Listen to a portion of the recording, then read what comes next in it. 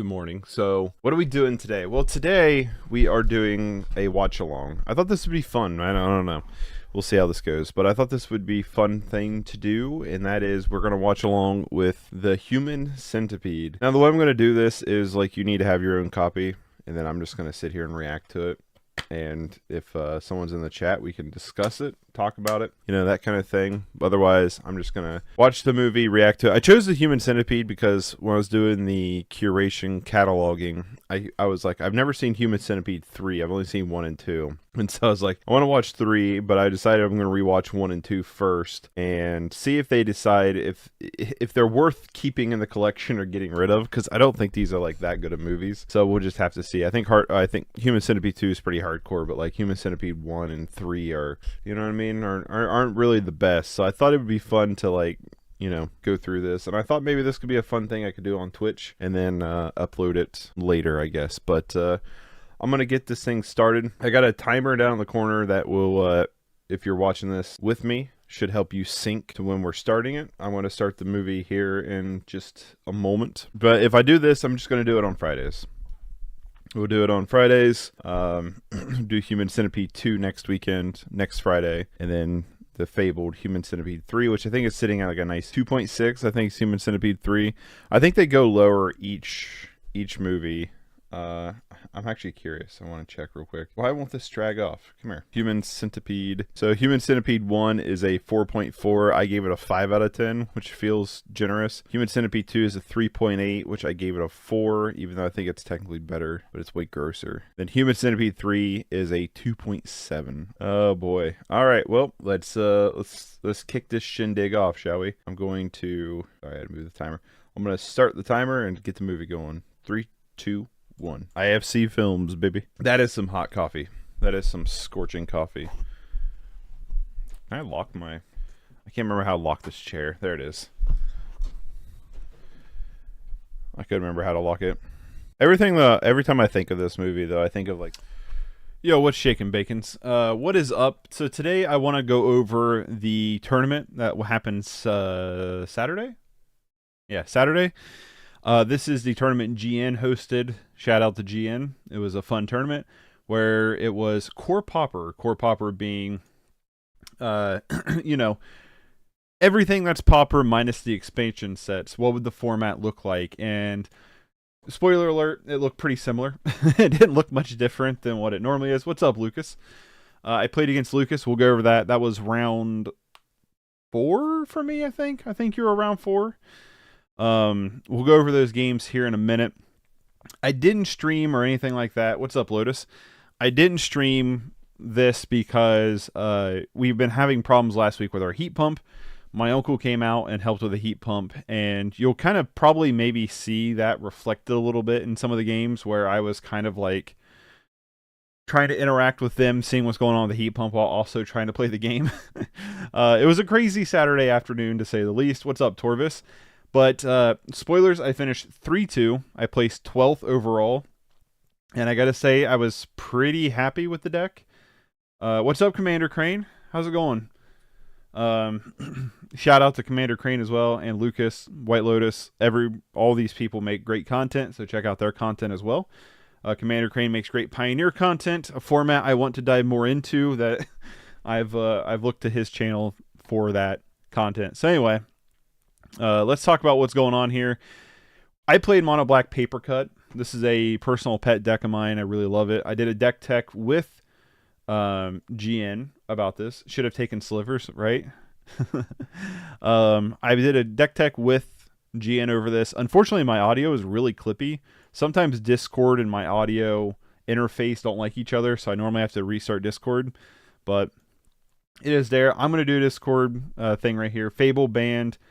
10 out of 10 in Pioneer, which watch makes me sick. Is it going to 10? Wait, on 10-16 in Pioneer. I thought it said 10 out of 10. This little heart thing on YouTube is annoying. Do you think it's going to get banned? Fable? I could care less if it gets banned, but I know you like the card, Lotus. But anyway, let's go over what this deck is. Well, this is a mono black deck that is going to chip away your opponent. Somebody in the comments of the Twitch stream said, does this have any big win cons? No, it does not have any big win cons. It is going to slowly bleed your opponent to death, kind of like 8-rack, except for 8-rack can really pile on damage turn after turn and close the game out kind of quickly. This deck cannot do that. It is going to just slow grind your opponent. But there's a certain thing with this deck and with 8-rack that I like, and that is like the inevitability. Like, you know, in a certain situation, you're inevitably going to win. And that was kind of the case with a couple games that we're going to go over here in a minute. Deck list real quick. Mana base, 1 Barren Moor, 2 Bojuka Bogs, 3 Deserts, 9 Swamps, 1 Tokata's Dig Site, and 4 Volta Whispers. I used to run Witch's Cottage. I've swapped them out for Volta Whispers and Tokata's Dig Site. 3 Deserts. Desert was not really that prevalent. It did help. It wasn't like super prevalent of removing creatures this tournament, but it stops so many attacks. There's a lot of X1s in this format, for sure. This card stops a lot of attacks from going through, which is very nice. It did remove some creatures, we'll see that, but for the most part, it just stops a lot of attacks from coming through, which is really prevalent. One thing you want to do with this deck is you want your life to try to stay above your opponent's life. We'll see a crazy game against a life gain deck where I'm at 50 plus life and they're at like 20 or 30, and we're both just gaining life back and forth. Because you're going to use cards to chip away your opponent, and you're going to use bigger cards like Crypt Rats and Invocar's Justice to push you to the edge of the game. I'm going to talk about just some cards I liked and some cards that felt a little underwhelming. This is core, so we lose certain cards from the format, like Cast Down. So I'm playing other cards in the deck instead. But I want to talk about, even if I'm playing regular Pauper and we have access to everything, I'm still playing like 90% of this deck if I'm going to play this deck. First off, too, real quick, everybody watching, if you wouldn't mind giving the stream a like, it goes a long way in helping out. With that little self-promotion, let's get into it. Canny Trail is amazing. This card is fantastic, especially in this deck. Enters battlefield, scry 2. Very, very good to help us kind of dig through stuff. And then you can sacrifice it, gain 3 life, draw a card. There's a lot of the times you just top deck this, and you go, all right, I'm going to filter some of my cards. I'll just crack it right away because I found something, and I gain life. Just gaining the life in general is also really, really strong. Of keeping us where it should be at. Should it be banned? Absolutely. What's up, Max? Keeping us like ahead. Like I said, we always want to be ahead on life. We don't always have to be, but eventually as the game goes, we want to surpass our opponent and be ahead of life. And Candy Trail is just really awesome in doing that. Okibana Reckoner Raid is one of my favorite cards, period, in the entire format. It would probably be in my top 5, no joke. I adore this card. I think it's very, very strong. It is a 1-drop enchantment saga that each opponent loses 1 life. You gain 1 life, flips into a 2/2 menace creature. In a deck like this, that we basically have 0 creatures besides Crypt Rats, this is pretty strong. The chipping away 1/1 damage. You got to think, this card, we have 4 copies. That does 8 damage across and gains us 8 life across. But flipping over to menace is just really good because it can chip away even more life. It also can act as a good blocker, and in worst case scenario can act as a good Candy Grapple target. Candy Grapple, this card is awesome. Holy smokes. Candy Grapple and Candy Trail are both insanely good cards from the Wilds of Eldraine. Really good. It is -3/-3 to end a turn, so indestructible does not matter. Also, X3 kills most of the format. X5 kills pretty much the entire format, especially in core. There's not much outside of core that this doesn't kill, and in core, I don't know if there is anything this doesn't kill. Candy Grapple is insanely good. Holy smokes, is this card good. You could get blown out with a bargain ability if you bargain a Candy Trail, Okibana, Reckoner Raid, or Volta Whispers. You don't want to Volta Whispers. You don't want to Candy Grapple Volta Whisper unless you absolutely have to, but it is an option, and that utility of an option is very nice. We are playing 20 lands, so there is a chance that you may flood out a little bit, and you're like, all right, you want to get at least 7 mana, I would say, between our mana rocks and our mana. You want at least 7 for Invocar's Justice, but you kind of want a little bit more so you can use your deserts to kill creatures with. You want a little bit more, so you can dig site. I won't even try to say the first name. But Candy Grapple was just an all-star. It's like just an all-star piece of removal. Doomblade was brought in because I don't want to run Snuff Out in this deck. You don't want to burn yourself for 4 to use a card. You want to, like I said, keep your life total up because you're going to slowly chip away and take the advantage. So Snuff Out really just doesn't work in a deck like this. This would just be Cast Down. We don't have access to Cast Down. This would just be Cast Down. Plain and simple. Same thing with Unmake. I'll just talk about Unmake real quick too. Unmake is nice. Exile target creature is pretty strong. But it is 3 black sources. And while we are a mono black deck, we are playing some utility lands that tap for colorless. And we also playing talismans that tap for colorless. So there are times where you don't have 3. So these could just be cast down if we were playing regular Pauper. If we're going to play Core Pauper, I'm fine with the split, honestly. I don't have much complaints about this split. For Trespasser's Curse, one of the strongest cards in the entire deck. Given the amount of black and core, Snuff Out is EV. True. There was quite a bit of black I was surprised with, but Trespasser's Curse is just super, super strong. Yes, there are matchups that this is not going to be very good where they're not spitting out a bunch of creatures. But for the most part, this is just a really strong card that if you can stick it early, just does so much damage. Like, it is crazy how much damage this card can do. Very good. Geth's Verdict. Target player sacrifices a creature. They lose 1 life. It's negative EV, so expected value. Or estimated value, whatever you want to call it. Geth's Verdict is really strong. I actually think... I'm like on the fence that if I was playing in regular Pauper, am I going to play Geth's Verdict or am I going to play Chainer's Edict? And I don't know the answer to that. Geth's Verdict being an instant and target player and the player loses 1 life aspect of it is very strong. You got to balance that with Flashback. Is Flashback stronger than instant and they lose 1 life, which does go toward us? I don't know. To be honest with you. I don't know what the answer to that is. This depends on the speed of the deck. I guess so. But I don't know. I feel like Geth's Verdict is probably the better choice for this deck. But I don't know. It might not hurt to have, maybe we can cut 1 Debt to Kami down. Like if we were going to play regular and play just 1 Chainer's Edict and 2 Geth's Verdict. But I feel like this is fine. If you are going to grind as Chainer's, fast black is Geth's every time. Well, we are grinding, right? But this Geth's Verdict, it's pretty strong. I think it's what I would do. I'd probably just cut a Debt of Kami out, keep 1 in, and do a 1 Chainer's, or I don't know. But it's strong. For Sign in Blood, just a good draw spell. The reason why Sign in Blood's in here over a lot of the other black draw spells, I've come to learn expected value, a very heavy black meta while playing Snuff Out is negative EV, and it's 4 dead cards a lot of the time. True. Snuff Out is in this deck over the other draw spell black cards because there's an important piece to this card, which is target player draws 2 and loses 2 life. So you could Sign in Blood your opponent to kill your opponent with it by the negative 2 life. It's an optional card that gives you an optional thing that the other cards don't, that I think is just better. That's why it's Sign in Blood in this deck. Is Chainer's legal? Chainer's is legal in the original format, like regular Pauper, but in this Core Pauper, it was not. Oh, thanks, White Lotus. Been jamming your videos recently. Good content. Yes, Lotus makes amazing videos. Pristine Talisman, very important card as well.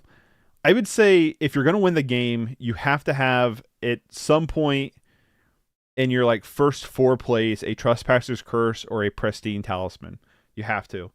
Pristine Talisman just gains you so much life, especially if you get... There's a couple games, I think I had 3 or 4 of these on the field.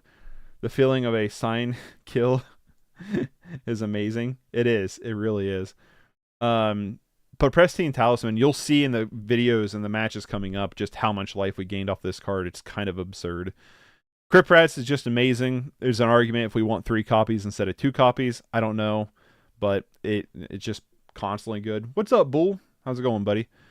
Debt to Kami is just really good. I've been consistently impressed with this card every time I play it in regular or core pauper.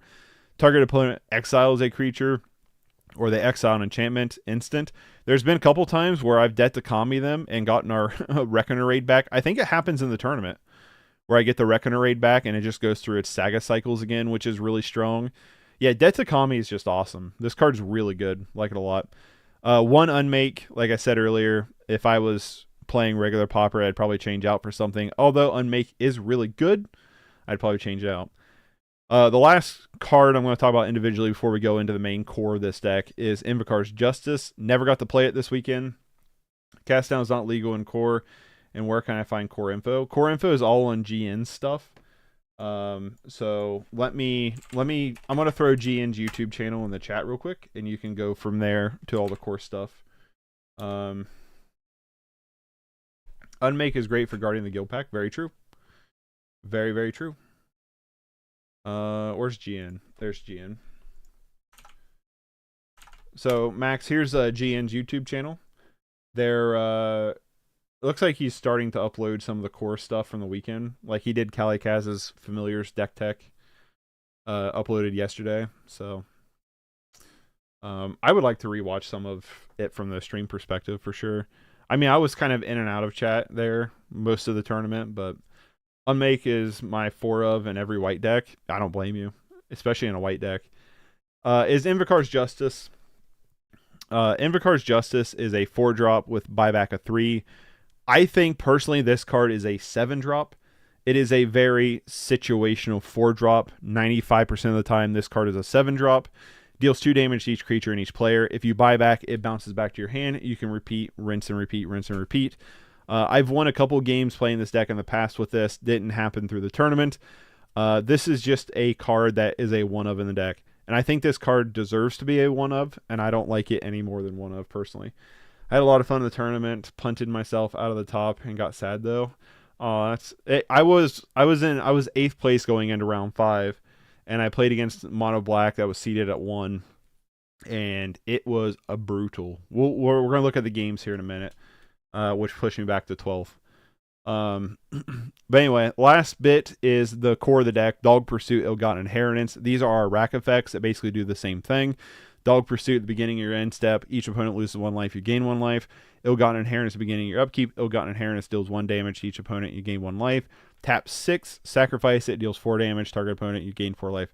I did get the Sacrifice Ill-Gotten Inheritance kill through the tournament. I do think Dog Pursuit's pretty good. I was trying Gray in this deck, Gray Merchant. No, it just needs to be extra copies of Dog Pursuit, honestly. That's what it needs to be. Just really good. It just chips away at your opponent, does its thing. Every turn, it just adds to the inevitability, and just really solid. Sideboard-wise, I brought in... What just happened here? Oh, Crip Rats. Oops, I actually... But in sideboard-wise, I had 3 Duresses, 3 Contaminated Grounds, 2 Geth's Verdicts, 1 Crip Rats, 1 extra Death to Kami, 2 Suffocating Fumes, and 3 Now Spell Bombs. Duress to just pick apart hands that I needed to pick apart. Contaminated Ground for greedy mana bases or Tron. Geth's Verdict just bogles any extra removal. This I actually regret having 2 of. I actually wish I just had another like Doomblade in the deck or a 4th copy of Crip Rats, honestly. I still like having 1 extra Geth's Verdict, but I didn't need this many. 1 Crip Rats, and I don't even say that because we didn't play against Bogles. I'm just saying in general, I don't need, I think, this many sack outlets. I think like a Crip Rats or maybe just Unmake. Maybe 1 Unmake in the sideboard for that. You have a good example of the Guardian of the Guild pack. That could be a good target option. 1 extra Crip Rats, an extra Death to Kami. I like the extra Death to Kami to deal with enchantments. Really solid. 1 Suffocating Fumes, and 3 Nile Spell Bombs. Pretty self-explanatory sideboard. Let's watch some games, shall we? So one thing that happened is people would just join my queue. And I'm like, hey, you're not the person I'm looking for. So I felt bad for leaving. So round 1 was against Tron. I played against Monster Tron. And I don't know how fast these go. Oh, wow, it chugs along. So I will say game one, let's look at my opening hand, which was Swamp, a lot of Candy Grapples. I thought, with Sign in Blood, oh wow, I can move it around. Sign in Blood, Candy Trail, Okibana, Candy Grapple. I was like, I feel pretty good. This was going into round one. The deck lists were supposed to be available, and they started round one for me. They weren't available yet. I don't care that much, personally. Round one was against the deck I thought about playing and got trashed by it. I got trashed by it, Pascal. Yeah, so I thought, this is probably not going to go super well, but I did have Candy Grapples, I did have Candy Trail, but we'll see how this goes. So they had a pretty good start, that and Doomblade. So I'm like, all right, I have a good amount of removal spells, so let's see if I can find some stuff. So I put Okibana on top, I think, and I think I bottomed the other card. These move by really quick, holy shoot. So Captain gets in, I play the other one, I'm leaving up Doomblade here. They are now online with Tron, and here we go. This is where I pretty much lose the game. Boulder Branch Golem, you're like, okay, not that big of a deal, right? I'm going to end step, Candy Grapple it, get rid of my Candy Trail. I'm going to leave Doomblade for the eventual Ulamog's Crusher that I feel is coming. I'm going to Sign in Blood here. I can hold up Candy Grapple. I can hold up Doomblade. And then they have another Boulder Branch Golem here. Next button to speed through by turn. Okay. I think this is moving pretty quick on its own. So I Candy Grapple that away, letting my Volta Whispers go because I have another one in hand. I have Bajuka Bog. I'm just getting it down, so I have untapped sources. And then guess what? A third Boulder Branch Golem in a row. And I'm like, all right, this is just, I'm out of removal now. I'm hoping they're down to one card, so I'm hoping they're like, ooh, you know what I mean? They fetch with Expedition Map for Haunted Fingraph, get Boulder Branch Golem. Boulder Branch Golem, hold on. Let me look at it. How'd that go again? Plays Boulder Branch, puts trigger. They cast Boulder Branch Golem. They didn't even Fingrin, Haunted Fingraph it. They just had the fourth Boulder Branch Golem in hand. I'm going to play Trespasser's Curse because what else am I supposed to do? I'm just going to punch in with damage. I'm going to try to not necessarily race, but just hope we find some stuff. They get an Ancient Stirring. It's not anything great here, but they get Self-Assembler. So they can just start self-assembling here. I originally thought that they had Boulder Branch Golem picked it up with Haunted Fingraph. I didn't realize they just had a fourth Boulder Branch Golem. And this is where I lose the game because they just start spamming out self-assemblers left and right. And other than a top deck Crypt Rats at this point, there's really nothing I can do. So similar to such a house in this format. No kidding. I decided to do this because I'm going to desert it. And this is where they Haunted Fingraph it back, right? No, it's not. I could have sworn they Haunted Fingraph Boulder Branch Golem back. Oh, that was another thing too, is it had clicked through my instep combat because I accidentally hit auto yield through that turn. If you hit auto yield, it will skip through your instep combat, so I couldn't desert. So I double blocked with the Desert Mine to kill this thing. And that that didn't pay off for me. But yeah, that was game one. 4 Boulder Branch Golems and 3 self-assemblers. Pretty good to get it there. Let's look at game 2. Game 2 was also very brutal. Also worth noting, game 2, toward the end of game 2, was when my uncle showed up. So I was like kind of freaking out about the heat pump because I was like, please don't be an expensive fix for the heat pump. Thankfully, it was... First off, it was not that expensive. It was a balloon fuse.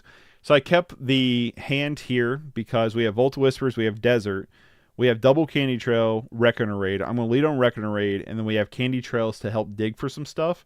And we also have Sign in Blood. So we get 1 black source. I feel pretty confident about this hand. Spoiler alert, this is our only black source this game. So they go turn 1 mine and Expedition Map. We draw another Desert. So I'm going to Candy Trail here, try to find more land. I found Contaminated Ground, got very excited for obvious reasons.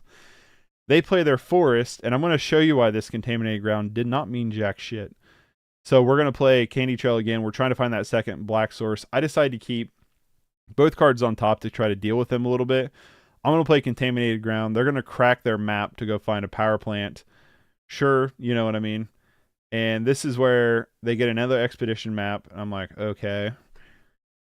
So I'm going to get in with the road captain here. Just to make it clear, despite watching McSlash get slaughtered on a daily basis for fun, I am not a sadist.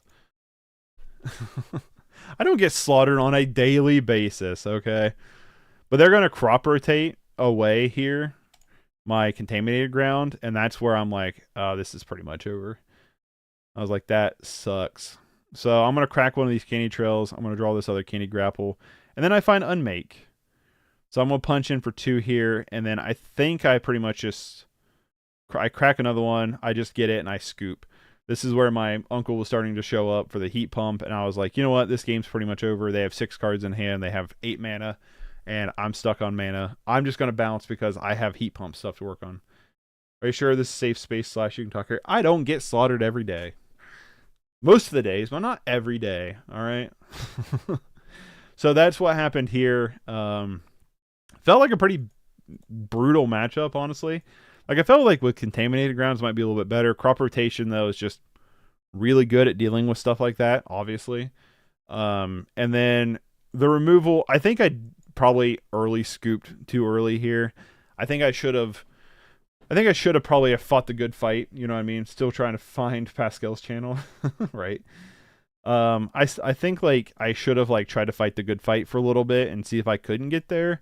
But I didn't feel like super confident. Like I said, I had kind of had other hands at me. So I was like, you know what? I'm just going to move on and figure other things out and just go from here.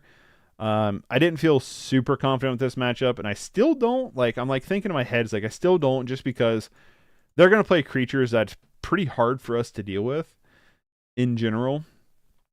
Not impossible, but kind of hard. You know what I mean? So I scooped to it, and we're going to move on to round 2. Round 2, I got paired against... Where is it at? I got paired against Tom Wade from Discord, from this community, which was pretty fun. The next 2 rounds, I got paired from people from this community, so that was pretty fun. So our friend here was on White Weenie. I think they were on Lotus's White Weenie build, if I remember right. What was that? White Lotus, that would be like supporting the San Marino football team. I don't get it. The thing is, if you were playing the meta, it would be much less fun. We are here for brews in your style. Yeah, I like, that's my thing, is like, I'm not huge on the meta currently with Pauper. Hold please. I'm not a big fan of the current meta of what Pauper is. So I'm looking to find stuff that is my play style, which is like 8-rack, right? I'm much more of a fan of like 8-rack play styles, or this. Like, I'm really in love with this paper cut deck, like, no joke. So yeah, I would say my like player rate, or whatever you want to call it, in Pauper is probably much lower than it is in Modern, but I enjoy playing some of the janky stuff in Pauper. And that was like another thing going into this tournament. Why did I choose this? It's a pet deck, and I don't like most of the meta, so I'm going to play something that's a little bit rogue that I have fun playing. So if I can eke out some wins, I can eke out some wins. San Marino is a national team. They haven't won a game in their history. Well, I've won games, Pascal, so... Anyway, let's talk about this opening hand. Reckoner Raid, Trespasser's Curse. We have Decklist at this point. I know they're on White Weenie. I see Trespasser's Curse, instant keep. Guess Verdict's not great, but we have Sign in Blood to eventually find something. So they're going to lead with Lunarch Veteran. I'm leading with Reckoner Raid. So it'd be like my channel. Oh, gotcha. I thought you were calling me like the one that never wins. They're going to Homestead Courage here. I'm going to get down Trespasser's Curse. And we can just watch this Trespasser's Curse just do its thing. 4th, Sign in Blood, so we can just play Sign in Blood constantly. I'm going to guess Verdict them. I know this thing has Flashback, but I wanted to like slow down some of their damage, if that makes any sense. So we draw the 4th land. I'm happy about that because we can just Sign in Blood. We get a Doomblade, which is very nice. Yeah, I get it, Pascal. They get the Prismatic Strands. something worth noting about Prismatic Strands, it does stop Crypt Rats, but it does not stop any of my curses. My curses still go through because it's lose a life, not deal damage. So something worth noting. So I'm just going through all of the Sign in Bloods here. A misplay right there was playing a land before drawing. I should have drawn first because we drew Bojuka Bog. It could have stopped them from playing Lunarch Veteran. So I need to sequence my turns better where I am drawing first. I'm playing my draw spells first before playing land because I already had the land in hand. So I didn't really need to play a land there. They're going to bring back their Luminous Phantom and then Thrabian Spectre. You can just see this Trespasser's Curse just doing work. These kind of matchups are the exact matchup you want to play against because we are going to negate their attacks with Trespasser's Curse. We're going to negate their attacks if we can find them. The Talismans, we're going to negate their attacks with our rack effects while they're all losing life in the process. They're already down to 12. And we're still at 19. So it's obviously doing a lot of work here. I think I cracked this candy trail here. I find Crypt Rats A1. I play that Bojuka Bog, which does get rid of P-Strands. I would have got rid of P-Strands anyway because of if I would have played the Bojuka Bog, I just would have stopped this Luminous Phantom from coming in. I decided to play Talisman here over Crypt Rats because they're down to 2 cards. I'm curious to see if I can't get 1 or 2 more creatures onto the field. Matchups matter. Very true. There's definitely an argument that I should have probably played Crypt Rats first. But the way I'm thinking in my head right now is this Pristine Talisman is going to negate their attacks and slow down their turns quite a bit. They don't have a ton of pressure on board right now. And even if they have their pump spell to go wide pump spell, Talisman is going to still do its work. I'm not going to die to it. So I didn't feel like I needed to get Crypt Rats down right now. I felt like I needed to expand my mana base. Because something worth noting is Pristine Talisman and our colorless lands can act toward our mana cost for Crypt Rats for the 2. They're leaving us more black sources to activate Crypt Rats. Matchup matters. Matchups really matter. True. Never a truer word said. Ever top tier 1 deck dies to a bad matchup. True. This is a fringe, on the fringes of tier 4. And it definitely has its matchups it wants to see. GN asked me what matchups do I want to see with this deck. And the more I play it, the more I'm like, this kind of strategy. The put creatures out onto the field, aggro-y kind of strategies. That's what I want to see with this deck. So I'm going to gain my 1 life from Talisman. Always gain your life from Talisman. Always, if you're tapping for mana, tap your Talisman first. So I think I play Ill-Gotten Inheritance here. Yep. So I play Ill-Gotten Inheritance. I'm just going to pass the turn. I'm, like I said, not under a ton of pressure. I'm not really that worried. Trespasser's Curse doing its work. It's a little bit, they're gaining life from some of their creature effects. So it's not doing a ton of work right now, but it's going to do its thing. Also worth noting, sometimes that Dog Pursuit is better than Ill-Gotten Inheritance because you're gaining life on the end step versus your upkeep. So when you're playing your rack effects, you kind of want to take that into account. Obviously, we only have Ill-Gotten Inheritance, but maybe we want, something else. I didn't talk about sideboard last game. I guess this doesn't show what we sideboarded, but I guess it can show us in game. So we'll talk about sideboard at the beginning of game 2 here. I'm going to play the other Talisman. At this point, the Talismans are just neutralizing their attacks almost whole stop here. Sure, they're doing 4, now 5 damage, but we're gaining 3 per turn, not including Okibana Reckoner Raid. Sideboard more rats. Yeah, we do bring in rats. We bring in fumes. I think that's it. I think we just bring in rats and fumes. Also, fumes doesn't stop Prismatic Strands, which is nice, and I don't know if he fired this off this turn. Tom, if you're watching this, I'm not sure if he fired this off this turn thinking it would stop Ill-Gotten Inheritance, or if he thought I had a Crypt Rats in hand, which obviously I have 2 of. So I'm not really too sure that. I think he would have thought it would have stopped the Reckoner Raid and the Ill-Gotten Inheritance, but it does not. It also doesn't stop Trespasser's Curse. So I'm able to Bajuka Bog away this other P-Strands, leaving them 2 cards in hand. I think I go ahead and just Crypt Rats here. I lose one of my road captains, but I think it's I feel like, all right, let's get rid of P-Strands. They have 2 cards in hand. I'm just going to go ahead and get a Rats down. And I wait for their turn. I want to see what they're going to do first. If they have another Prismatic Strands, they have another Prismatic Strands. You know what I mean? That's the way I kind of felt. They're going to Journey to Nowhere, activate targeting on Rats. And then right here, I do something that somebody got me with that I did the rest of the tournament. What they got me with was they fake pumped Crypt Rats, which made me respond, activate in response, which I get somebody with this tournament. I don't remember who it was, but I get somebody with it. So the idea is you activate Crypt Rats, you tap your mana, you activate Crypt Rats, and you pay 0. So it goes onto the stack. And if they're not paying attention, which this is an online only trick, this wouldn't work in paper, obviously. But they can activate in response. Another thing I really started to get privy on was I started looking at, all right, this is X2.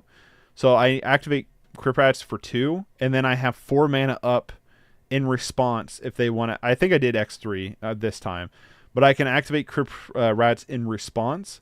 If they decide to use a pump spell here, I can reactivate Crypt Rats. And I did that a couple of times this tournament, was keeping mana, not going all in on Crypt Rats, keeping mana up to activate Crypt Rats again. Which I guess I did X5 maybe? Yeah, I guess I did X5, which is kind of silly. I shouldn't have done that. Here I am talking about things I did and I did wrong. Oh no, I did. I did X3 and I left 2 open. So never mind.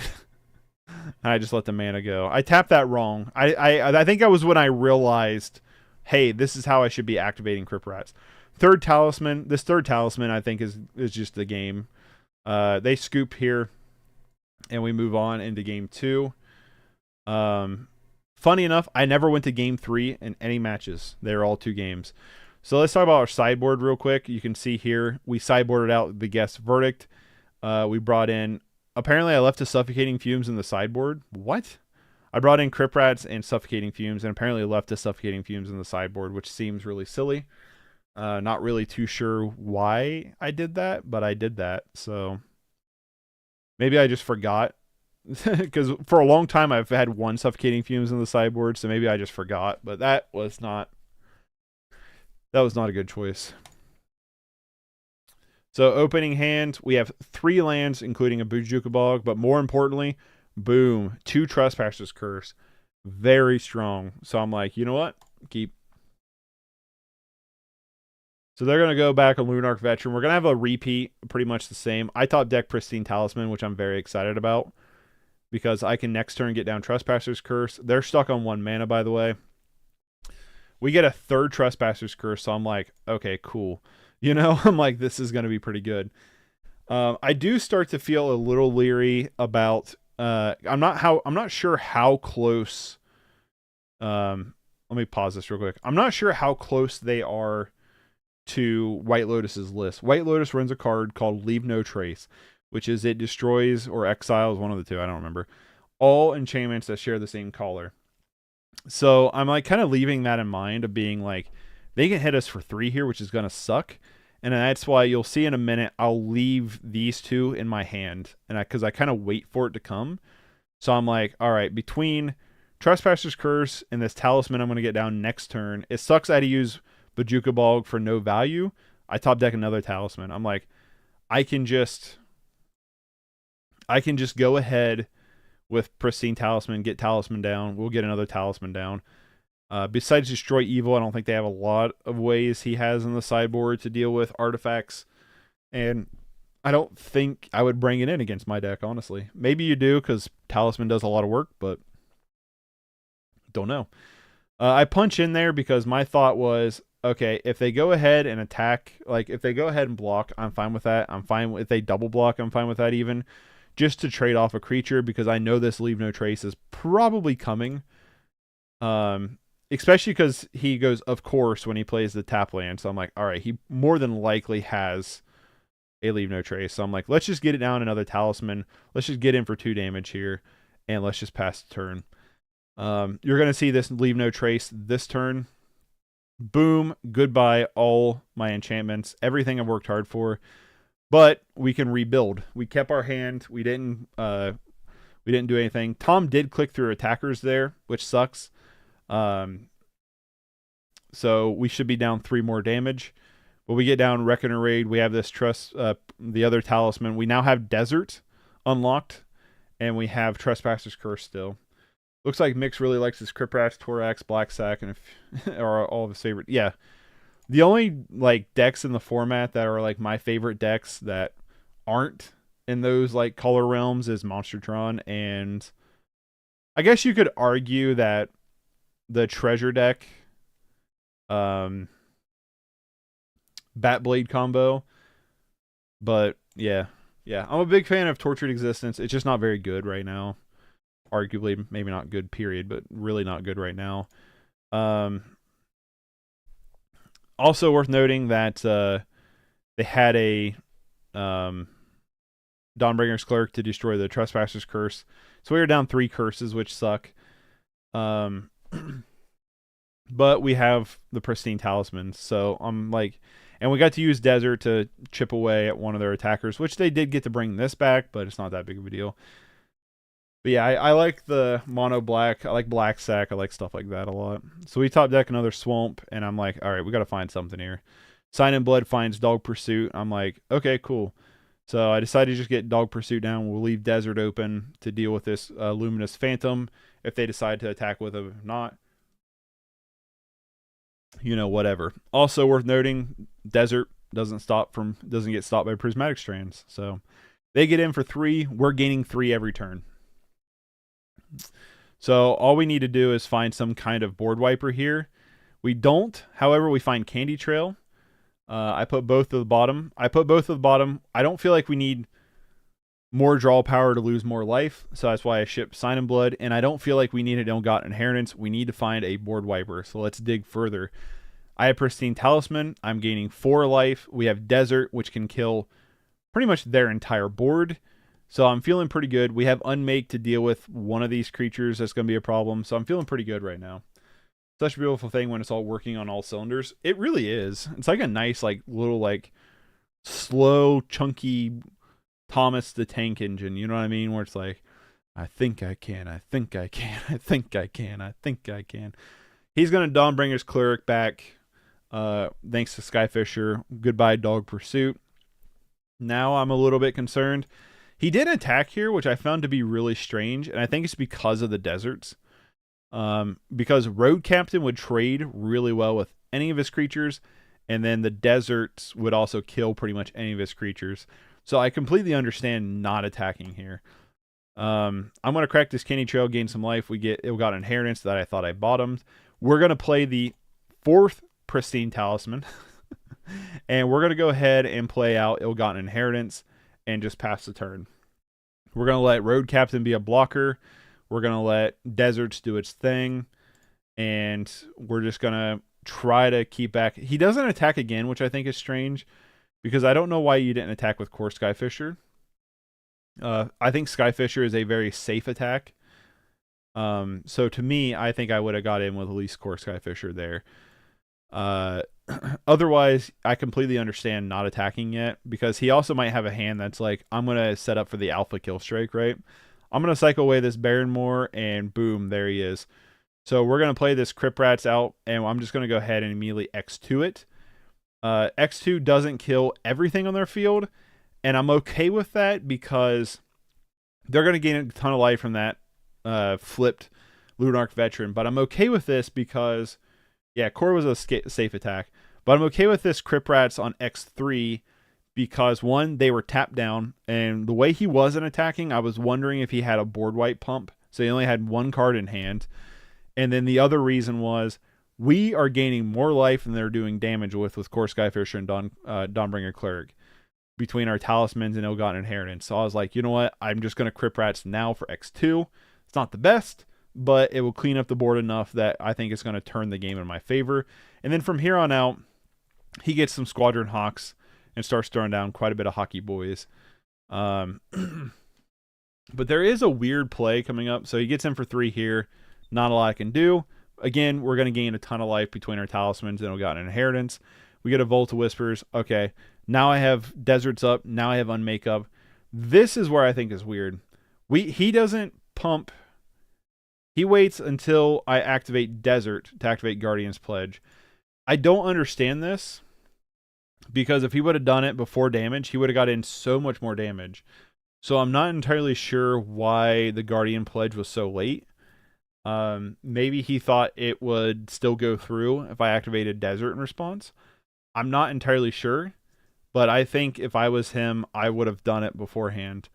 Now I know that's out of their hand, so unless they have another one, I'm not really that concerned with what's going on. I know at least 2 cards in their hand are Squadron Hawk. So we survived a big swing wide attack, but yeah, I don't know. That was really strange. I'm not entirely sure why he played it that way, but I was thankful for it. I can tell you that. It allowed us to. I thought I hit play. Sorry. But we're going to gain 4 life here. Nothing to do with the mana, just gain 4 life. Up to 5 life, it'll got inheritance. We're going to play Candy Trail. Candy Trail is going to find us Candy Grapple, which is awesome. Playing Black Prison and Core Pauper, exactly. You don't understand, okay, Pascal? Y'all don't understand how much I love this deck. All right? I love this deck. I've heard from Lotus that it is not fun to play against. So this time he does it in the attack step. So I'm not sure like what happened the last time. I'm going to go ahead and unmake this Core Skyfisher and just take the barrage from the rest of them, and that's where he scoops. He's had enough. So that was against Tom. Thank you, Tom, for the games. A lot of fun. We're going to move into Dayakuba. I hope I'm saying that name right. Also a member of the community here. I just thought it was funny. 2 of the 5 matches were against community members. They were on Soul Sisters. I think they were like a last minute deck decision. Also a huge fan of Soul Sisters. We only really lose Bridge, Karn, and the One Ring, I guess. I don't know. I guess I didn't see it like that. I'm a big fan of Soul Sisters. I don't like the Abzan version as much as just Orzhov, personally. I much prefer the Orzhov version. But I think this deck is sweet. I think Lightblood is a really cool idea for a deck, especially when you have real quick, especially when you have the Blood Priest. I kept this hand because we had Crypt Rats. I knew, like, we at this point, the deck lists are available. You can see what the deck lists are on. I knew Crypt Rats was going to do a lot of work, so I decided to keep this hand. I did know they were playing Tameo Safekeeping, so that was a card I needed to keep in mind. And honestly, a really good reason to play Abzan, I guess, over Orzhov. But I'm going to get down this Reckoner raid. We have Deserts. This desert is going to, it's going to stop the attack, which is really nice. These deserts are really good. Don't sleep on desert. If you're in a mono color deck, just play deserts. If you're in mono color, just play a desert. Just do it. I'm telling you, I'm not crazy here. So, with everything on the stack, we were able to Candy Grapple away this Celestial Unicorn pretty easily. This was a match I thought was going to go to time, and I think we might have been the last match to wrap on this round, which is really funny. So I'm going to play Desert here, and I think I go ahead and... Okay, I Talisman? I wonder why I didn't go ahead and Crypt Rats here. I'm like trying to think in my head why I didn't do that. But we're going to play the Talisman. We're going to leave these deserts up. It's going to stop them from attacking. That's why. Because I was like, I'm going to develop my mana base because we have Debt to Kami. So I'm going to develop my mana base. Talisman's going to keep my life ahead. And then even if they get one of their big creatures down, we can Crypt Rats Debt to Kami. That's what I was thinking. So I go ahead and attack with Road Captain for the exact same reason I did last time. I'm fine if they want to double block and make some trades.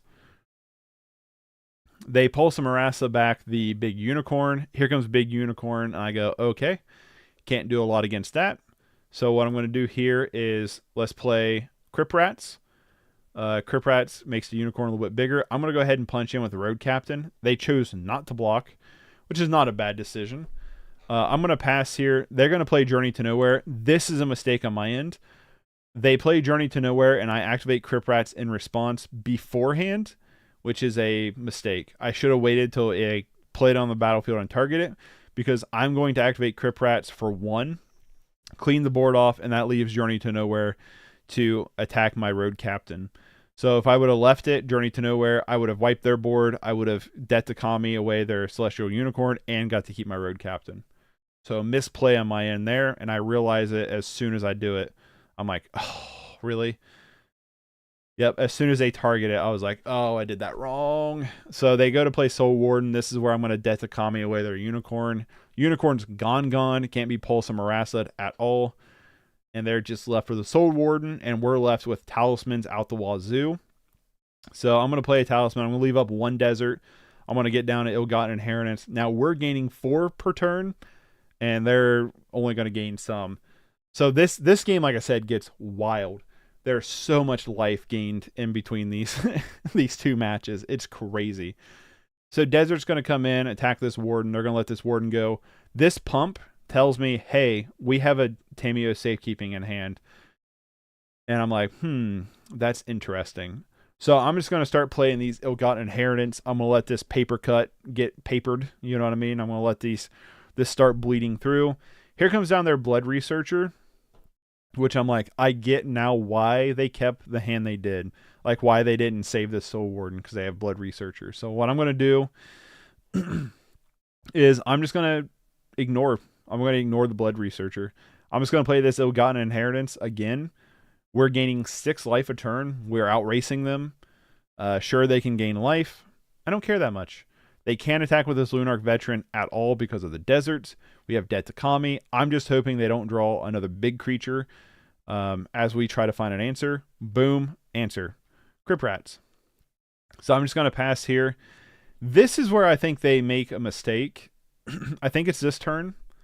We'll talk about that here in a second. They go to attack with Blood Researcher. I'm going to pop Crip Rats X3. I didn't do the pump fake. I just did it. Here comes Tameo Safekeeping. They want to keep it on the Researcher.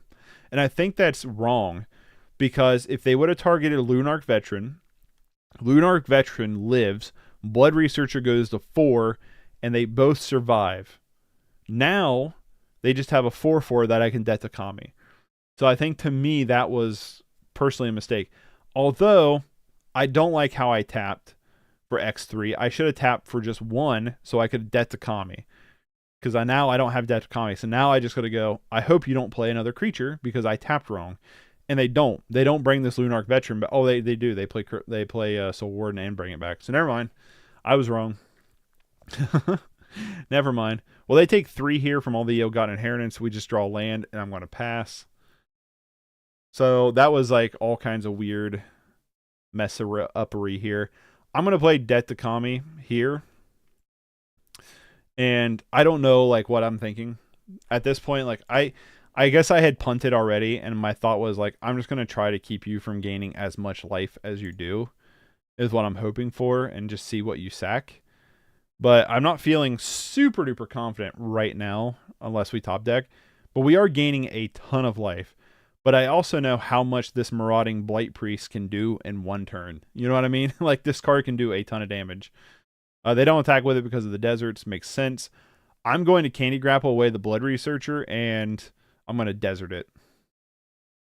So Blood Researcher gone. They kept 1 card in hand. I didn't feel like it was... I was like, I'm just going to risk it for the biscuit. If they have Samuel's safekeeping, they do. You know what I mean? It's just going to be what it is. Now, I'm a little bit concerned because of Soul Warden. Any creature they draw is a ton of damage. But they can't attack. So I'm like kind of feeling like in between here. I'm just gaining life every turn with Talisman. Gaining life every turn with Ill-Gotten Inheritance. Candy Trail, let's try to find some stuff. Do we have a control magic for a black creature? Yeah, we just have Candy Grapple and stuff. We would get Cast Down if we were in regular, but in core, we just have that. We also have, the Guess Verdicts, the Det Kami, and we also have Unmake. He should be on our side. He kind of is. He is technically. Daikuba, or how you, I think that's how you say it, Daikuba. They're on our side. They're in the Discord. So second Molding Blight Priest. This is where I'm like, oh shit, this is gonna be weird. Obviously, you know what I mean. We're at this weird standstill. They're at 17. I'm at 42. Can we take that into an account real quick? I mean, imagine Blight Priest on our board, right? True. There's an argument for definitely for playing Blight Priest, but I kind of like having less creatures. I kind of like just having Crypt Rats and the Reckoner Raid be the creatures, but there's definitely an argument for like Blight Priest. Crazy how you face two of the homies. I know, right? So I get Geth's Verdict. I'm okay with just playing Geth's Verdict because we can just get rid of one of their things to slow them down a little bit. But I just want to take a minute and just say we're playing against Soul Sisters, the deck designed to gain a ton of life, and we're at 45 and they're at 14. We're also in turn 16, by the way, which I think is just really fantastic. Like, it's really strange to see it. Paid actors? Damn right. So here comes the unicorn. I'm going to go ahead and guess Verdict now. I just want to slow them down a little bit on whatever they're doing. They choose to get rid of a Blight Priest instead of a Soul Warden, which is what I would have done too. Completely understand that. Now they have a 5/4. So now I'm just looking for something. So I'm just going to gain my life. We are still outracing them significantly. Dog Pursuit, I'm like, okay, cool. So now I gain 7 life a turn, and you lose 4 life a turn.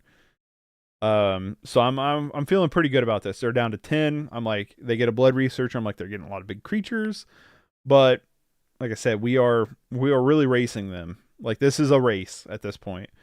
They're going to gain 2 life a turn, but technically 1 life because of Trespasser's Curse. Well, one thing for sure, if enjoyment is found in playing mono black Prison, no more complaints can be made about unfun opponent over there bleeding out slowly sadism. You don't understand. I get to complain. I can complain about the opponent being unfun because I'm not having fun. You don't understand. This perspective revolves around me. So if I'm having fun, you know what I mean?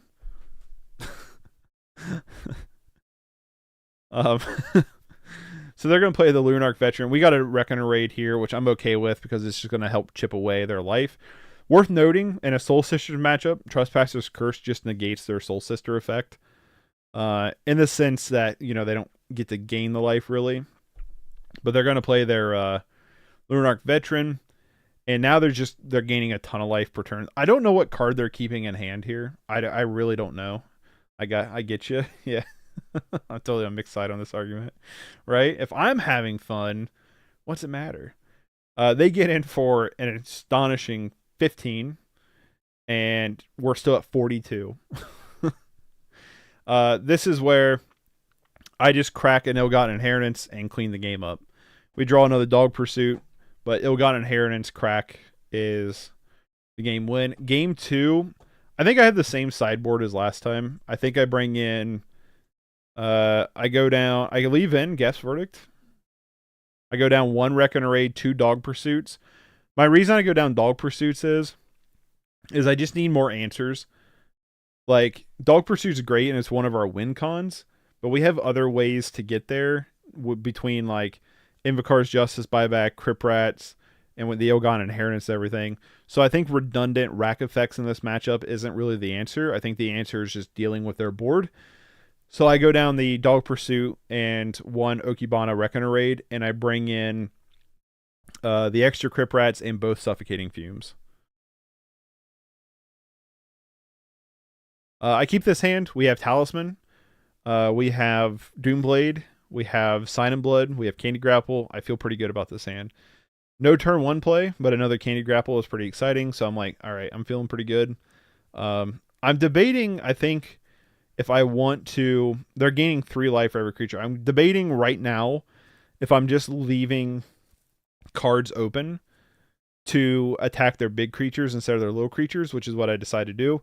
So Unicorn comes down with the triggers on the stack. I'm going to Candy Grapple while it's still little. Get rid of that. Gotcha. Build aggro decks to be able to break prison. Yeah, right.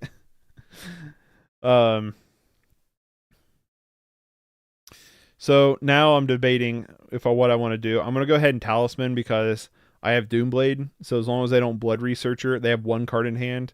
So as long as they don't Blood Researcher, I'm fine with Doomblade. They have no black sources, and I'm not entirely sure if they have any untapped black sources.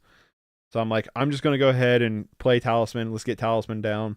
We can start negating their effects a little bit.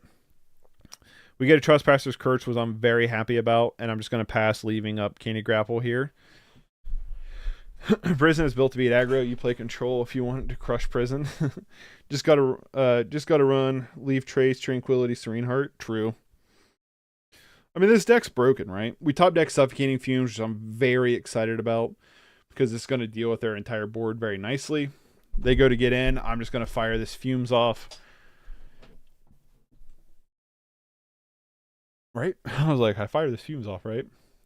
They have Samuel's Safekeeping, they tell me, with that pump, because they realize Tameo's Safekeeping is not going to stop Suffocating Fumes. So now they're at 30, we're at 13, but you're going to see this life total start to change. I'm going to find a Sign in Blood. I'm going to find another Talisman. I have Talisman. I have all the removal in the world, and I know they have Tameo's Safekeeping, but I'm not that concerned about it, especially right now when they're only getting in with a 1/1. So I'm like, you know what? This is fine. I'm going to go ahead and Candy Grapple this. If they want to waste their Tameo's Safekeeping is what I thought. I'm fine with that, especially considering what our hand is. I play aggro with Answers to Prison if I want to beat prison. True. 4 for 1. Let's go. Yeah. They do get Urborg Possession back. I go ahead and Detakami away the Essence Warden because we have a lot of removal. I know they're going to play Celestial Unicorn, so that stops Celestial Unicorn from gaining life, hopefully. I mean, gaining size, hopefully. And then if I got a 2 for 1, I guess I'd be 2 for 2ing, but like I know their hand is probably Tameo's Safekeeping from that one that one pump fake, and the Celestial Unicorn because of Urborg Repossession. So I'm like, all right, let's see what you got here. They're going to duress me. Good top deck. So now I'm like, dang. Now I have to waste my entire hand getting rid of the Celestial Unicorn. So I decide I'm going to go ahead and just deal with this now. I know this is coming, so let's just Candy Grapple. Let's just get rid of this thing. And I led with Doomblade over Candy Grapple. Just because Candy Grapple would still kill it even if they did. So I did call that right. Now we're just getting land. So I'm just going to hold this land, making them think I have a removal spell. They're going to play their Soul Warden. And now we're just going to try to gain life and hope they don't find answers. Now we're back up to 20. We find Crypt Rats, which I'm happy about because now we can just hold this Crypt Rats and fire it off for a ton. They're going to get in for 1, but we're going to gain 2 every turn. So I'm fine with this. Let's gain our life. Every turn, gain our life. Let's play another Trespasser's Curse. Now this Soul Warden doesn't do anything for them to gain life. We're up to 22 now. Big brain slash. I try to be big brain. Big brain move. I'm just waiting. I have Guess Verdict now, so I'm like, okay, cool. So now I'm just waiting for like them to just start putting creatures on the board, I guess. I don't feel the need to play Crypt Rats, really. I have the Guess Verdict. I don't feel like I need to play it either. I'm gaining more life than they're doing damage with, so why play any cards? So Reckoner Raid comes in. Reckoner Raid's going to do its thing, and yeah, I'm gaining so much life. You can just tell I'm already climbed up to 24. Dawnbringer Clerk sucks, obviously. That one's a little disappointing, right? Goodbye, one of my Trespasser Curses. Good choice, honestly. Trespasser's Curse is just so strong.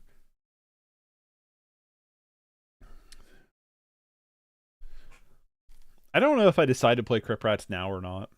I don't think I do. Do I? Okay, I do. So in comes in Crypt Rats.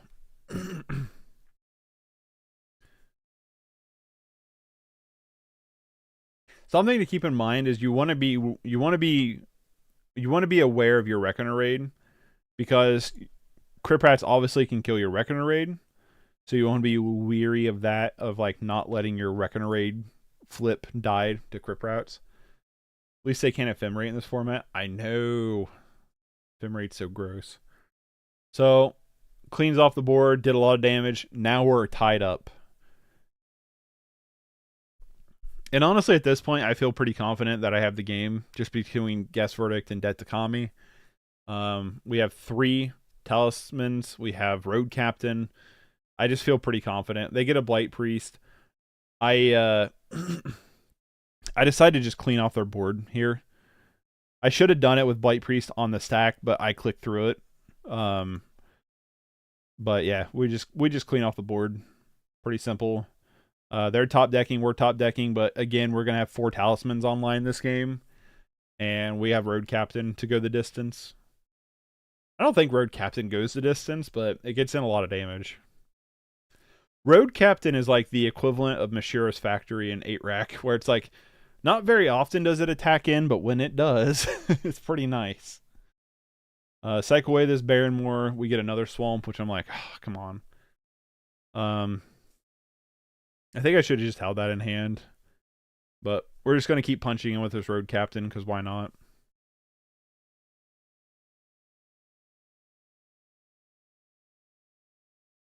In comes in Lunarch Veteran. Yeah, we can just gain 4 life every turn. So now you can just see how the table's tied. Desert was a great draw. Desert just cleans their board off really nicely. Road Captain swings in. Like I said, right now I feel pretty confident that this game is pretty much wrapped up. Now they can swing it sideways really quickly with like another Unicorn and another life Blood Priest or whatever it's called. Like they could obviously top deck something that, you know, really favors them. So I'm like, you know what I mean? I'm just trying to find my I guess, insurance. Guess Verdict is pretty good. I'm just going to go ahead and punch in with Captain if they want to double block. Again, I'm like, I'm fine with this trade. They don't. There's that Blood Researcher. I go ahead and Guess Verdict now just to slow them down. Just because we have kind of like the inevitability, I guess, of it. They get to bring back Phantom. Don't know if that was the right choice. Maybe I should have just left it, but it did slow down their Blood Researcher a little bit, I guess. Again, Desert's going to stop them from doing like anything. If I know the Trespasser's Curse, sure, you know what I mean? Like, why not? I don't get in with Road Captain here. Right? Yeah. They get in with theirs. I just let it go. Can't block it. Has Menace. I gain 4 life, and then now I'm willing to punch in with the Road Captain, because again, I'm willing to trade if they are. And now we have the Ill-Gotten Inheritance. It's now 11-49, so you can see how we've kind of turned the tide a little bit. And now I'm just like waiting for Ill-Gotten Inheritance to close the game out, pretty much. That slow bleed, man, I'm telling you, it's gross. Glad we didn't go to game 3. I was very mindful for this matchup watching my clock. I tried to yield through a lot of stuff. Tried to be pretty mindful of what my clock was doing because of it. Just because I know this would probably go to game. Another Ill-Gotten Inheritance I'm very excited about, because that's just going to close the game out even faster. And we just pass right along.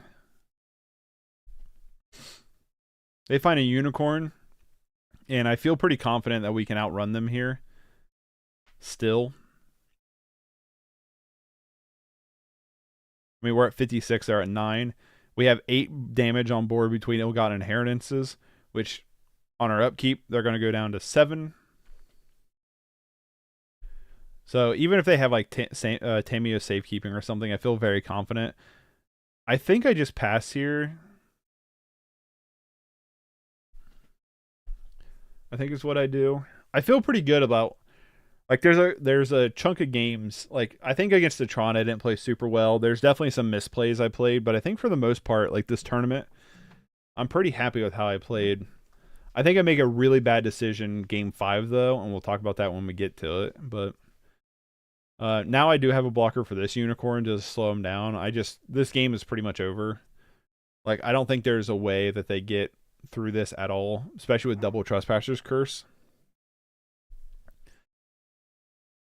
I don't even think I block here. I think I just take it, right? Yeah. So I'm going to crack one of these ill-gotten inheritances. No, I'm not. I'm just going to gain life. I'm going to let him... Okay, that's what I do. I let the ill-gotten inheritances do his job, and then I crack another one, I think, for the match victory. Yep. All right, so that's round 3 against Dayakuba. And now we're going into round 4. This is against Lucas Urba, also a fellow content creator. Cool to get paired against them. I'm not sure if we really played each other before. So I was like pretty interested. They were playing mono white aggro or mono white heroic. So opening hand, what do we got going on here? I see we have Guess Verdict. I see we have double Reckon Raid, Candy Trail, Unmake. So I feel pretty happy with our hand. I'm going to Reckon Raid here. Always, turn 1 Reckon Raid is like your best turn 1 with this deck. I just pass here, leaving up Guess Verdict. I'm going to go ahead and let this Healer's Hawk come in. Obviously, I show them that I have Guess Verdict, which is not great, or some kind of removal spell. The reason why I didn't is because... What's up, Pigeon? How's it going, buddy? The reason why I didn't was I wasn't sure if I just wanted to use Unmake. That's where I was like, do I want to Guess Verdict here, or do I want to use Unmake? Looking back at it, I think I would have rather have Guess Verdict with Healer Hawk on the field and then use Unmake, personally. But it's not like a game, losing situation. I think I bought them both because I think I'm just looking for like answers for this. I think I'm looking for mana, actually. I think I'm looking for mana for this Crypt Rats. So they get the Hyena Umbra on Healer's Hawk, and I just attack in with the Road Captain, and I pass the turn. Because I'm holding up Unmake here. I'm going to Unmake here and get blown out a little bit because they have a protection spell. So I'm like, shoot. You know what I mean? So I'm just like trying to find land and stuff. I'm hoping they don't have like a crazy card here. Hyena Umbra sucks for sure. But I'm going to throw Captain underneath because I have to because of Provoke. And then I think I just crack Candy Trail here to gain some life, draw a card. I find Dig Site. All good. I'm going to play some Modern tonight. It's 5 p.m. here. Small tourney, 3 rounds. Nice. What are you playing, Pigeon? Best of luck to you. Let us know how you do. Dog Pursuit comes in. And then Reckon Raid. I'm just like trying to like find a way to like slow down their damage a little bit. To where we can like Crypt Rats, like try to Crypt Rats them, I guess, because they have Hyena Umbra. Hyena Umbra stops Crypt Rats from killing the creatures. Now I find another Crypt Rat, so I'm like, okay. Now I just got to find the land because Crypt Rats X2 doesn't really do a whole lot. I decide to go ahead and Guess Verdict. They get rid of Lagona, which I'm kind of fine with, and then I'm going to Debt to Kami here and make them sack 1. They leave behind Deathbleed Elite, so double sack effects here. We get a Talisman. So I think I go Talisman here. Yeah, I do. I go Talisman to just try to slow him down a little bit. We get a Road Captain flipped. It's going to have to block this Deathblade Elite, which is fine because it just prevents us from taking extra damage. Outdated list. I never played Modern. I never play out Modern anymore. I'm on Mono Blue Lotus Storm. I have no clue what that would be. To be honest with you, I'm not sure. But best of luck to you. I hope you do well, Pigeon. You have to keep us updated. So they go to attack. I'm going to do the Pump Fake Crypt Rats here. Just seeing what happens. And I got him. I got him with the God's Will here. He activates God Will in response, which I think he targets... Yeah, he targets Deathblade Elite. I would have targeted Healer's Hawk because you have Hyena Umbra for Deathblade's Elite. So I would have just targeted Healer Hawk, but they actually had another Crypt Rats that they target Healer Hawk with. So So I did get a Crypt Rats effect on Deathblade Elite, so they did lose Hyena Umbra. And I'm just kind of hoping that this Crypt Rats will finally do the job. And I just do it now while they only have one card in hand. I X2. If they have another card to protect them, they have another card to protect them. Okay, now it's 12-9, and I feel pretty confident in the position we're in. Any deck with the word Lotus in it has the greatest deck name ever. You're a little biased. Very obscure list, though, to be honest, kind of similar to Classic Storm, but you keep untapped Lotus Field with Arcanes and stuff. Okay. That's kind of interesting. The rogue decks are the best way to go. So I just get down a couple rack effects here, and I'm just like, as long as I don't get a creature and they can start spitting out enchantments, I feel fine. And I don't think they do. I think they don't get any other creature. I draw that to Kami, and then I'm like, all right, I think this game's pretty much over. I start activating Dig Site. I cut my one copy of Witch's Cottage for Dig Site, and I think that's the right choice. This Dig Site is very nice utility. Very nice utility. I draw some cards. I'm just trying to look for more answers in case they have creatures. I find Candy Grapple, and I find another Ill-Gotten Inheritance. And Lucas says, almost got you. Pretty much, I think he's pretty much conceding this. Yeah, this is just... I think, yeah, this is just the inevitability. Upkeep, I just pass the turn. Actually, I think I crack... No, I just play another Ill-Gotten Inheritance just to be safe, and I crack the turn. Dog Pursuit does this job, and that's game. Match 2, I took down all Reckoner Raids and Doomblade. I also took out Unmake and 2 Trespasser's Curse. My reason is I know they have a lot of gained protection from card. So what I decided to do was bring in a lot of cards that would negate that. So I brought in the other Crypt Rats, sure. I brought in all of my Edict effects, and I brought in Suffocating Fumes. And I pretty much just took out the targeted removal spells. I took out Reckoner Raid just because it's not really where we want to be at in this matchup. And I took out Trespasser's Curse because I only took out 2 because they're not dumping out a ton of creatures. There's an argument for actually taking out all 4 Trespasser's Curse and leaving in 2 Reckoner Raids. And I think in the future, I think I'd rather do that. I think I'd rather take out the extra 2 Trespasser's Curse and leaving in the 2 Reckoner Raids. I think is what I would rather do. I keep a hand of Duress, Talisman, and Guess Verdict. That was my hand I kept.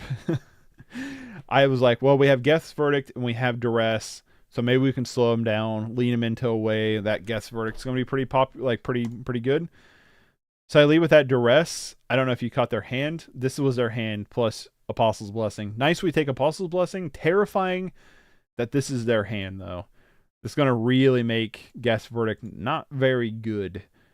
They also don't have a lot of pressure, though. So I'm like, all right. So I decided to just Sign in Blood here. We find Candy Grapple and Guess Verdict, which I'm very happy about. They find Ethereal Armor, which I'm like, not super in love with that because Candy Grapple doesn't kill Laguna.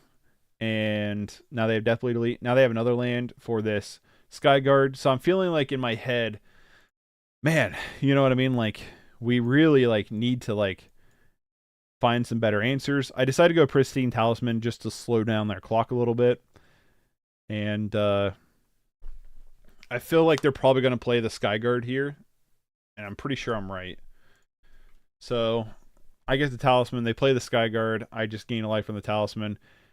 Now we're going to play the other Talisman. Like I said, just trying to slow them down a little bit. We're going to Candy Grapple this Skyguard. And unfortunately, they have Chamano's Blessing, which it's a flash enchantment. So it pumps the stuff. I was like, dang, the one card you had, it was the good card.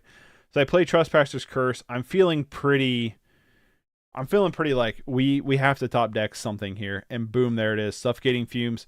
Suffocating Fumes for the win. We have the double Guess Verdict to clean up the board. And now it's one card. They get another Skyguard. And we just have Trespasser's Curse. There's Dog Pursuit. There's our inevitability win. Now we just got to find a way to deal with this Skyguard. So that Suffocating Fumes was like the hell of a top deck. You know what I mean? That was like the card we needed. Guess Verdict is really nice. Really good top deck. And now we just pass the turn. Now we're just going to gain life and wait. Lucas says incredible top deck in the chat, and I'm like, yeah, that was 2 incredible top decks in a row. Like, if it wasn't for that Suffocating Fumes or that other guest verdict, I think they would have had this. We definitely got very lucky, for sure.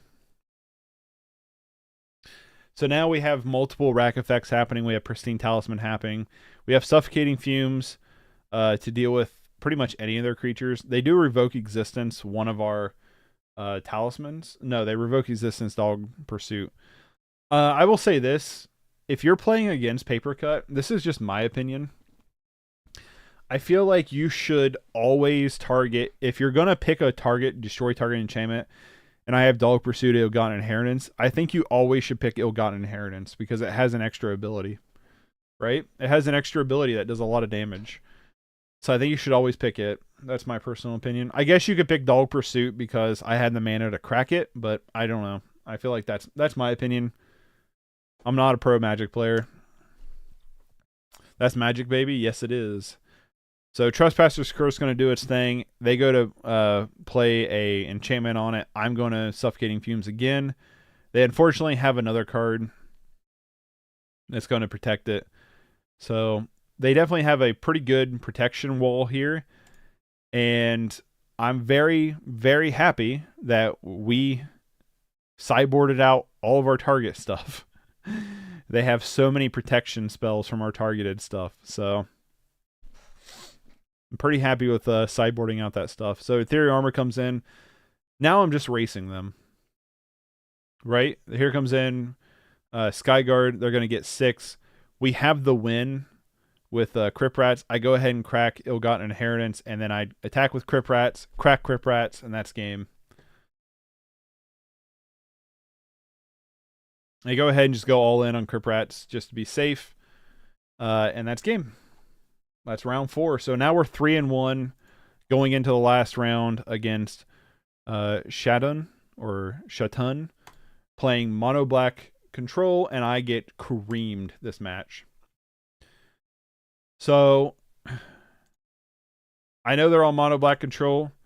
I keep this hand because even though it's slow, I have Candy Trail to try to find more mana, and I have Trespasser's Curse. They start spitting out creatures, and then I have Invocar's Justice to clean up their creatures if need be. Unfortunately, they had the way better hand both games, and you'll see that here in a minute. So I just go ahead and get down Bajuka Bog. I'm not feeling super great because I'm like, I would have liked for that to have been the top land. So we did luckily top deck a land there. So we go Trespasser's Curse. They go Chittering Rats. I just put Candy Trail back on top. Not that big of a deal. I'm going to play the other Trespasser's Curse. I'm just going to try to chip away at them, try to neutralize a little bit of their damage. And then we're going to go Candy Trail. I find a land. I'm happy about that. I scribed both the top. I don't know what the other one was. It went by too fast. They play Gray Merchant. I'm going to lose a lot here. And now I'm not feeling super great. Play Talisman because didn't really have anything else to do. We didn't have the mana. We're going to go down to 2. They're going to crack their Candy Trail. I'm going to gain a life just in case. They're going to pass. Now we're at 3. I'm going to play Reckoner Raid. And now we're just trying to survive. And we're barely doing that, right? We're going to crack this Candy Trail. We're going to gain a life from Pristine Talisman. We're going to go up to 8. We're going to go down to 1. They pass the turn, and that's pretty much game. I don't have anything I don't think I can do here to live. I play Candy Trail. I gain a life from Okubana. I gain a life from Pristine Talisman. I can gain a life from Candy Trail. And unfortunately, our Invocar's Justice doesn't kill off their board. So I'm just trying to find something. I bought them both here, and I scoop because I'm dead next turn. I have nothing in hand. That's it. I feel like this matchup might be bad, and my reasoning is because we're not super duper great at completely clearing off their board. Like, we're trying to like build ourselves and then clear off the board. They're just going to play creatures, and then Gray swings. Gray swung the game so much, that Gray did. So I was like, well, not a lot you can do. So then game 2 was close, but also very brutal. So sideboard wise, I brought in the other Crypt Rats. I went down Doomblade, and that was it. That was all I did. Should have maybe brought in Duress, but I didn't feel like it was that necessary. So opening hand, I keep it. I see we have cards. You know what I mean? We have some removal, we have some draw, we have Reckoner Raid, we have Bajuka Bog. I'm like, I'm going to keep. Now, this game I do think was closer, but holy smokes was their draw really good. And you'll see what I'm talking about here in a second. So they're going to duress away one of our ill-gotten inheritance. They can't deal with our enchantments when they're on the field at all, and they're 75. I don't think they're playing Dead Takami at all. So I'm like, okay, we top deck another Candy Grapple. They're going to duress. There goes Sign in Blood. We lose our draw power. We do get to nuke their graveyard a little bit, because I know they have Gurmag Angler, so slow that down just a smidgen. They Candy Grapple away our Reckoner Raid. We play Dig Site, and it goes in Talisman. We're just going to hold up Candy Grapple. They go Phyrexian Rager. I decided to go ahead and Candy Grapple this just to try to keep them off of Devotion a little bit. I thought maybe I should attack their Devotion a little bit more. I'm going to play Trespasser's Curse and pass. They're going to play Chittering Rats. I'm going to put Crypt Rats on top. I'm going to instep their Chittering Rats here. I don't? Okay, that's interesting. I'm going to play Crypt Rats instead. Maybe I should have Candy Grappled away the Chittering Rats instead. I go ahead and take 2 from Chittering.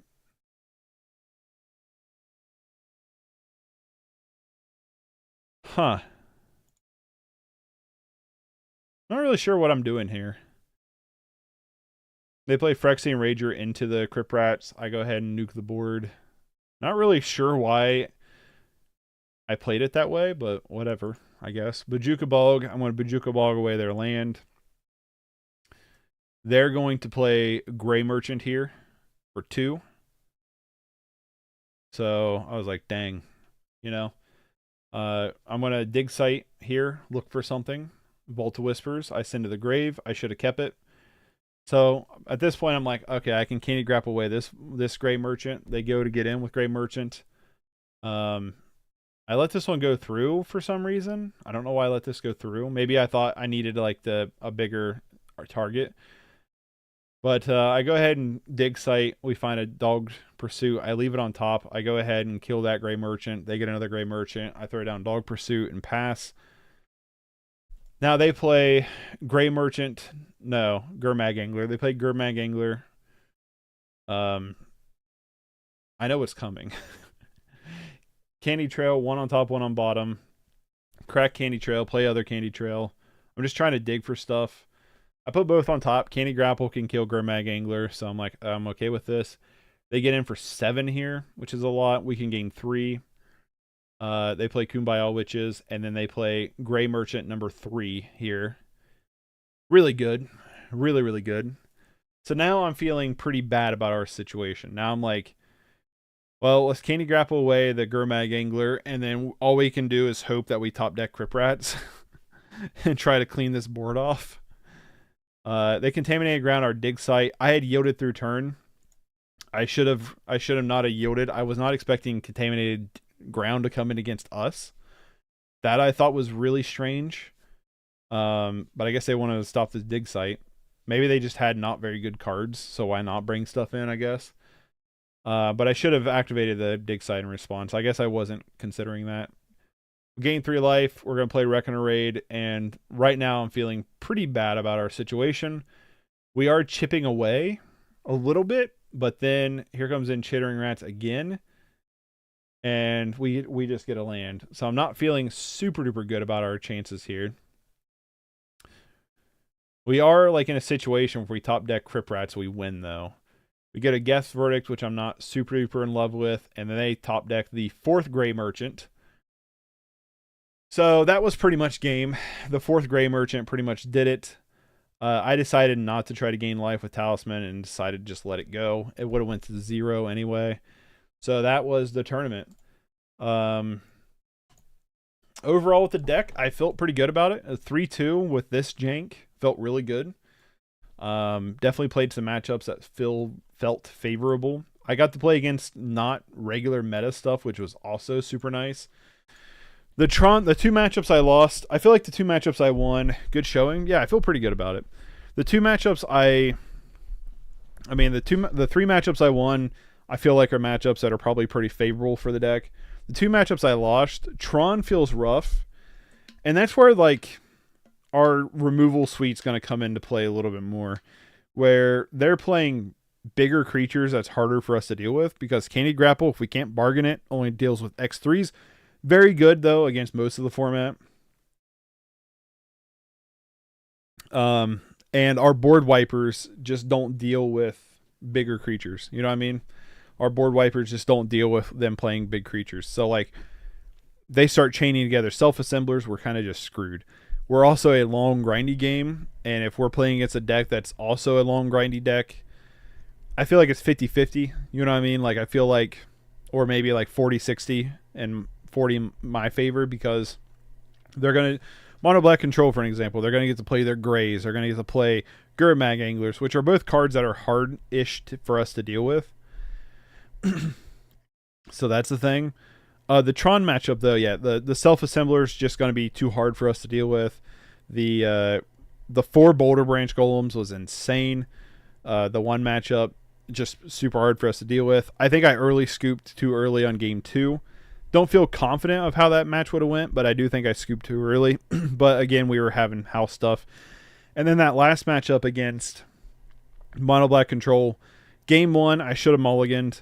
I don't think you should keep a 1-land hand with this deck. I think you should have 2 lands, preferably 2 black sources, but 2 lands. So I think I should have mulliganed game 1, expecting them to be slower, and they weren't. They were not slower at all. They had the perfect curve for their deck, for sure. Game 2, I don't feel like game 2 was unwinnable. I do feel like I made some weird plays. But I will say this, that was when we were, like, the heat pump was, like, we thought was fixed. So I will say that whole match, I was talking to my uncle about what he was doing with the heat pump. So I feel like my attention was split for sure. Not going to say I would have won the match if I paid full attention. I don't think I would have. But I do think that kind of maybe, like, watching back explains some of my weird choices. But I do think I made weird enough choices that probably hurt me in the long run rather than help me. But yeah, Mono Black Control felt really strong. Regardless, though, I love this deck. This deck is sweet. I have a lot of fun playing it. Apparently, it's not fun to play against. I get that, but I love this deck. It's just my kind of play style. It's my kind of thing. I like it a lot, and I felt very good about my plays. I was curious watching back. I've never really like watched back my plays and see if I could see like spots that were weird. And so it's kind of nice to like look back and being like, yeah, I kind of messed up here, kind of messed up there, kind of seeing, you know, past me of what I was doing. So that was kind of nice. I did learn something about myself though from this tournament. And that is like, I just don't have much desire to do tournaments. Something like this was nice because 1, it was free. 2, it was online, so I didn't have to go anywhere. And then 3 was, it was an interesting idea, right? I think a lot of the time for me to do tournaments, 1, I either have to be invited and free entry, or 2, it has to be something unique like this for me to like want to actually do the tournament, or C, it's with my friends, right? I just like, so I did the Apex tournaments that weekend, and then I did this one, and they're like the 3 biggest tournaments I've done since I've gotten back into Magic. I've done 1 F&M, and that's it since I've gotten back into Magic, and I've done some leagues, and I just don't really have it in me. Does that make any sense? I just don't have the desire to do it. When I started playing this, like going into this tournament, like I'm thankful for GN for putting on the tournament. I'm happy with how my deck ran. But like I remember like we went to the grocery store in the morning to get our groceries. And I remember telling Autumn, I was like, you know, I was like, I kind of not really regret signing up for it, but I kind of wish like we weren't like I wasn't in the tournament because like 1, our heat pump, like originally my uncle was going to come over to do the heat pump later in the afternoon, and then that got changed because something came up for him, so he had to come out earlier. So I was like, it'd been nice to just help him figure out what's going on with the heat pump and also learn. I don't know much about HVAC. I know how to replace the thermostat, but like, this fuse and stuff, how to check the transformer and stuff like you did. I don't know how to do that stuff. So it would have been really nice to have been able to follow around and learn. And I was I was on and off of this computer the entire time. Like I didn't really I think it was maybe Daikuba that I said like, hey, if I'm like a little slow playing, I apologize. Or maybe it was Tom Wade. I was like, we're working on our heat pump thing. So I was like jumping back and forth between the tournament and that. So I kind of wish I would have been able to like focus on that, if that makes any sense. And I had a lot of fun with the tournament. It was actually, I actually think I had more fun because I got paired with a couple people from the community to see some familiar faces. Got paired with like against Lucas and stuff, people that I've interacted with, like kind of in the past, like people I kind of know. I had more fun doing it that way rather than just playing against a bunch of randos that I don't know. You know what I mean? And I think that's where I'm at with like Magic in general in my life. I think before I took my break, I was really leaning into the competitive side. I wanted to play very competitively. I wanted to go and play at competitive spaces. And now I don't really have that in me. I guess now I kind of just want to play. I want to play jank. I want to play weird stuff. And I want to play with my friends. That's like what I want to do. And I don't want to lose a ton of money in the process of doing it either. And I think that's what playing these tournaments has kind of taught me. It's kind of taught me that Magic is about the gathering, they say. Very true, David. Like I have so much more fun playing Magic when I have like you guys on the Discord or playing against you guys and stuff like that. Like it's a lot more fun, and I think that's kind of the realm I'm moving into with Magic. Is like, one is like I can self-recognize that I don't have that competitive edge that I used to. You know what I mean? We'll all play in LGSs in the sky, exactly, bull. But like I don't have that competitive edge like I used to, so I'm kind of just like I'm more in the like terms of just looking for decks that I find fun, playing some regular decks and stuff like some viewer decks and stuff, and then like just playing with like you guys from the community that I know. You know what I mean? The same for me in leagues. It's hard to get into because unlike ranked and arena, you either win and profit or you lose and just feel bad. There's no room for you to try new decks. Yeah. And I think there's a potential part of me that feels the way I do because of the current format of Pauper in general, where I just feel like Pauper is just kind of like the meta decks in Pauper, I just don't find that fun. I think Coggates would probably be the deck I'd lean more into, but I'm just looking at like the meta decks, right? But for the most part, I'm not like a huge fan of like most of the meta decks right now in Pauper. So I feel like that's a little hard too. Yeah, like I get that with leagues. Yeah, you go 2-3 in the league, you're just like, fuck, I just wasted $10. You know what I mean? I think I'd feel better if leagues were $5. Like I don't know why they're not $5 like the entry of an F&M. That makes no sense to me why they're $10. I've always thought that though. But outside of that though, like I did have fun with the tournament. I think it's cool what GN put on. I think it was interesting to take a look at Pauper of what it would look like if we only looked at core cards, core sets. Obviously not much changed, but it was an interesting experiment for sure. And I had fun. I did. I just want to shout out and thanks to GN for doing it. Thanks to the other content creators for kind of putting it out there, like Saden Rakin or Kalikaz. I heard Kablinski was doing some stuff. I think it's how you say it. But I don't think he played though, did he? So yeah, Lucas, shout out to Lucas. Shout out to Lotus as well. Shout out to Lotus and David for helping me test as well. Shout out to you guys. Yeah, I love this deck. Had a lot of fun. It was cool to look back. I do think there are some plays that I would have made different. I don't know how much they would have changed the game, but especially in that mono black game 2, I feel like I made plays. I was like, why did I make that play? It might have been because I was talking to my uncle, but for the most part, like I was just like, why did I make that play? Like, why did I play it that way? But it is what it is. You know what I mean? You learn. You live and learn. I'm very happy with 3-2. Thanks for sharing. Hindsight is always 20/20. Yeah, I always say it's 20/40, but or 40/60. You know, something dumb like that. But yeah, I had fun. 3-2. I'm happy with how the deck performed. I'm playing some really rogue shit. There was some rogue shit in there for sure, but I'm playing pretty rogue. So to go 3-2, I feel pretty good about it. I had fun overall. I do kind of, like I said, I kind of wish like going into it that I was like, man, that's why I even said like, I was like, if I lose round 2, I might just drop because my uncle's here doing the heat pump stuff. So I was like, if I, that's why I was like, I lost round 1. If I lose round 2, then I'm just going to drop because I would rather figure out this heat pump stuff. But then I went on a win streak and then I was like, damn it.